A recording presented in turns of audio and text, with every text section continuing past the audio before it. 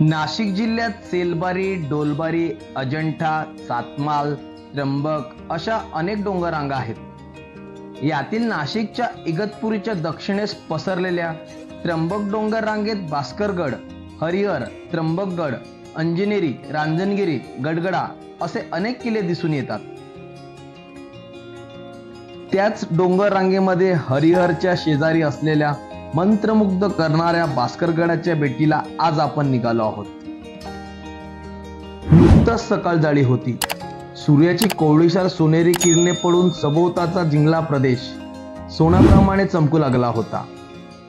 निरगुडपाडा ह्या किल्ल्याचे पायथ्याचे गाव. इथूनच एक वाट हरिहर किल्ल्यापाशी जाते. तसं पाहिलं तर भास्करगड अपरिचित दुर्ग. हरिहर प्रमाणे इथे पर्यटक गर्दी करत नाही.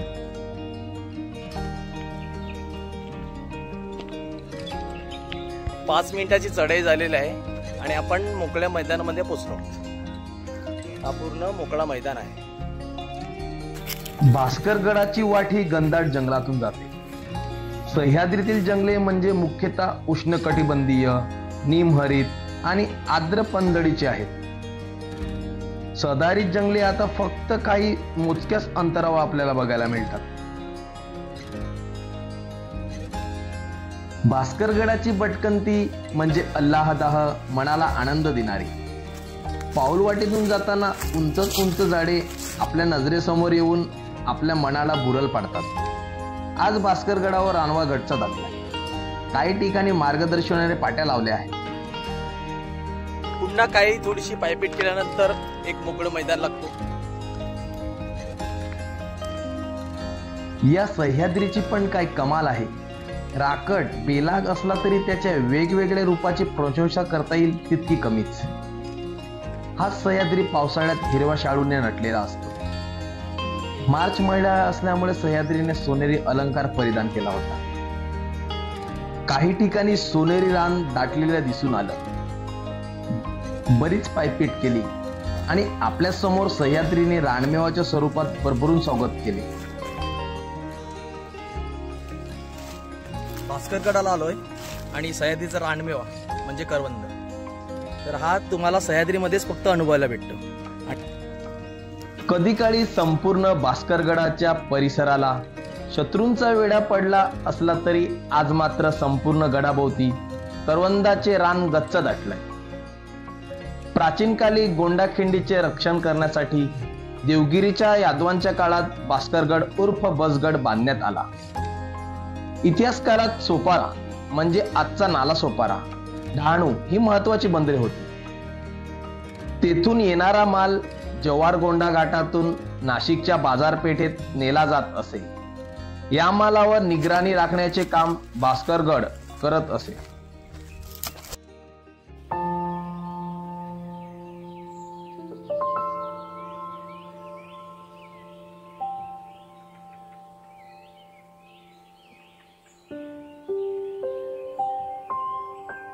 तर मित्रांनो, आम्ही भास्करगडला आहोत आणि आम्हाला विविध प्रकारचे असं फळं फुलं बघायला भेटतात. तर या फळाचं नेमका मला नाव माहीत नाही. तर तुम्हाला जर माहीत असेल तर मला कमेंटमध्ये नक्की कळवा. हे कुठल्या प्रकारचं फळ आहे. आज भास्करगडावर विविध प्रकारचे अपरिचित फळे, फुले यांचे दर्शन होते. याच ठिकाणी आपल्याला मोठ्या प्रमाणात आंबा, हिरडा, आवळा, करवंद असे वृक्ष बघायला मिळतात. मनसोक्त करवंदाचा आहार घेतला. आजूबाजूचा निसर्ग मस्त निहाळून घेऊन मी पुढची वाट धरली. तसं पाहिलं तर भास्करगडाच्या भोवती दाट झाडीच्या आच्छादनामुळे प्रवास सोयीस्कर आहे. गडाचा चढ उतार सौम्य आहे. पायावर आणि मनावर फारसा ताण न येता निसर्ग सौंदर्य अगदी चवीने निहाळता येतो. साधारण बरीचशी तासाभरची आम्ही पायपीट केल्या आहेत आणि अजस्र अशा भास्करगडाच्या पाठीशी आहोत आणि वाट एकदम आता इथून खास कळग्यांची. अजस्र अशा काताल कड्याला नैसर्गिक गुहा निर्माण झाल्या आहेत. त्याच्या उजव्या बाजूला खोल दरी आणि समोर असलेला उत्वटचा किल्ला आपले लक्ष वेधून घेतो. या काताल वाटेवरून चालत असताना अलंग, मदन, कुलंग या दुर्गाच्या वाटेची आठवण झाली. सह्याद्रीमध्ये फिरत असताना अशा मनमोहन करणाऱ्या वाटा आपल्याला नेहमी आकर्षित करत असतात. तसं पाहिलं तर मनाला आनंद देणारी ही कातलकट्ट्यांची वाट.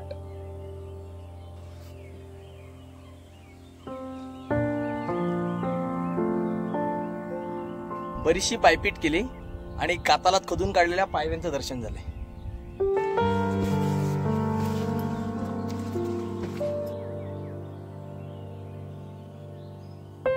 भास्करगडाचा मुख्य आकर्षण म्हणजे त्याचा सर्पिलाकार पायरी मार्ग. अद्भुत असा कौशल्यपूर्ण बांधून काढलेला कातली जिना आजही सुस्थितीत आहे.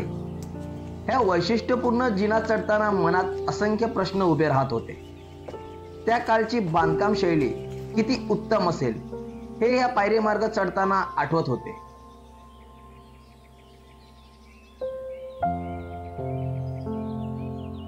देवगिरीच्या यादवांच्या काळात हा गड बांधण्यात आला. 1279 ते 1308 पर्यंत हा किल्ला यादवांच्या ताब्यात होता. पुढे बुहामनी सल्तनत आणि नंतर निजामशाहीच्या ताब्यात गेला. 1629 मध्ये शहाजी राजाने निजामाविरुद्ध बंड केले आणि हा गड आपल्या ताब्यात ठेवला. पुढे हा किल्ला 1633 मध्ये मुघलांनी जिंकला. शेवटी 1670 मध्ये मराठ्यांनी मुघलांचा दणदणीत पराभव करून हा गड स्वराज्यात दाखल करून घेतला.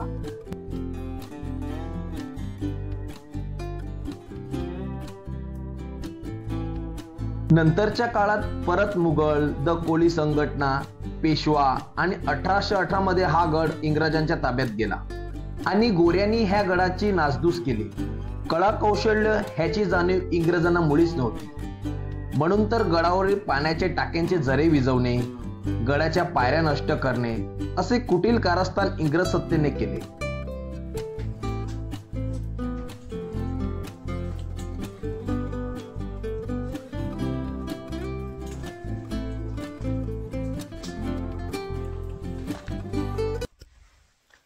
कातालात खोदून काढलेल्या प्रवेशद्वारापाशी आलोय आणि आजही सुस्थितीत आहे तो.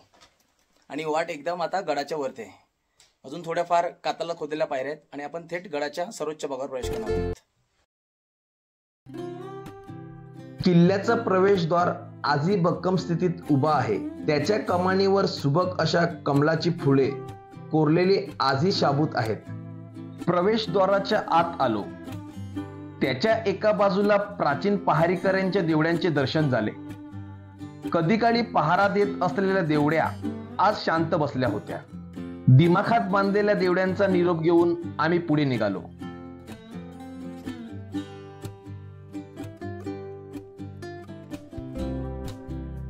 प्राचीन गोंडाखिंडीचं रक्षण करणारा भास्करगडावर आज संपूर्ण ठिकाणी काटेरी झाडेझुडपे वाढले आहे. काही मळलेल्या वाटा सोडता प्राचीन अवशेष विलुप्त होऊन त्यांची जागा सोनेरी झाडाझुडपांनी घेतली आहे. भास्करगडावरून हरिहर आणि नागफणीचा नजारा बघण्यासारखा आहे. नाशिकचा व्यापारी मार्ग सुद्धा अतिशय स्पष्टपणे दिसून येतो. 10 मिनिटाची चढाई केली आणि कातालांच्या पोटात खोदून काढलेल्या पाण्याच्या टाकीचे दर्शन झाले. त्या कोरड्या टाक्यांचे लोभस दर्शन घेऊन आम्ही गडाच्या पश्चिम बाजून असलेल्या पायवाटेने पुढे निघालो. आज भास्करगडाचा माथा संपूर्ण बिखरलेल्या अवस्थेत आहे. कधी काळी वास्तव्यात असणारे वाडे आज भग्न अवस्थेत बिखरलेले दिसून आले. भास्करगडाचा भौगोलिक विचार करता गडावर मोठ्या प्रमाणात रहिवाशांचा राबता असावा. गडावर आता फक्त साचपाण्याचा एक तलाव आहे.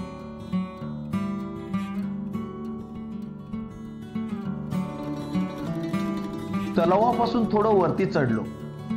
लगेच छप्पर नसलेले मारुतीरायांचे दर्शन झाले. आज प्रत्येक गडावर मारुतीराया आपल्याला विराजमान असलेले दिसून येतात. इथेही आहेत.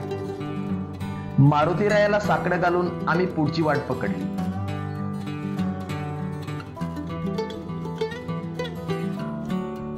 भास्करगडाचा माथा बऱ्यापैकी प्रशस्त आहे. ढासळलेल्या तटबंदीने डोळे टिपले. गडमाथ्यावर बऱ्याचशा वास्तूंचे अवशेष बिखरलेल्या अवस्थेत दिसून आले.